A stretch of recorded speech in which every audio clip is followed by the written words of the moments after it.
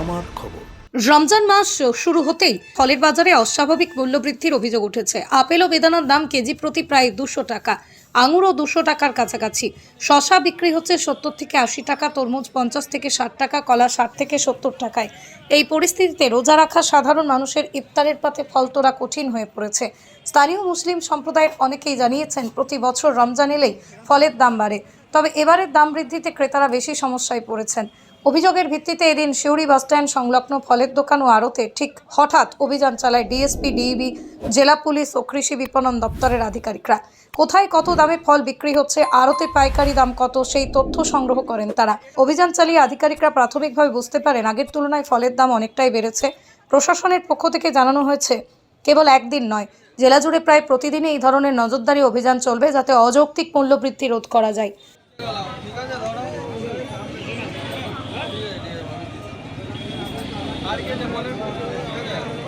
আমাদের কাছে এই খবরটা এসছে, ফলের বাজার কিছুটা হলে বেড়েছে।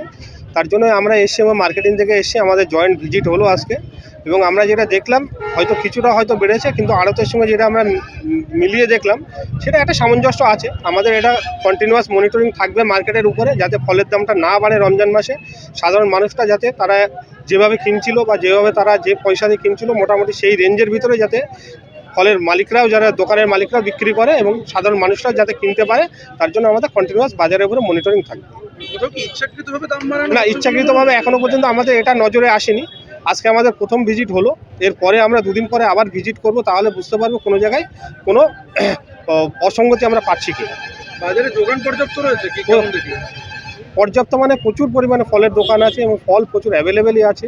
এবং আড়তদারদের সঙ্গে আমরা কথা বললাম, তারাও যেটা আছে, ফল প্রচুর অ্যাভেলেবেল আছে, মার্কেটে কোনো রকমের সমস্যা হওয়ার কিছু নেই। ফল আবার কি এই ভিজিট কি চলতে থাকবে? ভিজিট চলতে থাকবে, দুদিন পরে আবার হবে। আমাদের কন্টিনিউয়াস বাজারে, সবজি বাজারে হচ্ছে, ফলের বাজারে হচ্ছে, প্রত্যেকটা বাজারেই হয়। এটা আমাদের কন্টিনিউয়াস কাজ আছে, আমরা করে যাবো।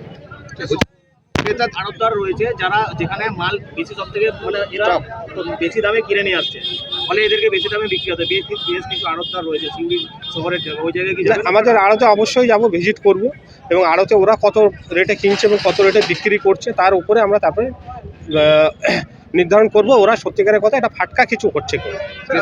সেখানে দেখা গেল সেটা হচ্ছে যে পাকা বিলের অভাব, মানে খুচরো বিক্রেতাদের কাছেও পাকা বিল খুব একটা নেই, আড়তদারদের কাছে। সেটা আপনারাও দেখলেন, আপনাদের সামনে আমি যেটা বললাম, ওদেরকে অন্তত কিছুটা হলে পাকা বিল রাখতে হবে, যেটার উপরে আমরা ট্যালি করতে পারি ওরা মার্কেট থেকে কত কিনছে আর কততে বিক্রি করছে। এটা নির্দেশটা আমরা ওদেরকে দিয়েছি।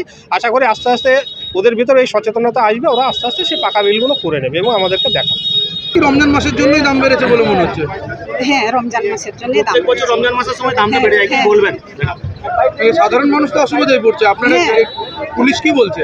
রেগুলেশন হবে, দাম মানে কন্ট্রোলে থাকবে? সেটা চেষ্টা করা হচ্ছে। আপনার নাম, কোন department? Bhagabati Tudu, agriculture marketing office. Suri থেকে সজল শেখের রিপোর্ট, আমার খবর, বীরভূম। ধানের সুবাসে মাটির টান, আর সেই টানে V K gold rice. V K gold rice, বাংলার চাল, বাংলার গান। ঐতিহ্যের সাথে আধুনিকের ছায়া, ভরো জুয়েলার্স, রূপে মায়া। শান্তিনিকেতন রোড, বোলপুর। দেখতে চোখ রাখুন আমাদের ফেসবুক ও ইউটিউব চ্যানেলে।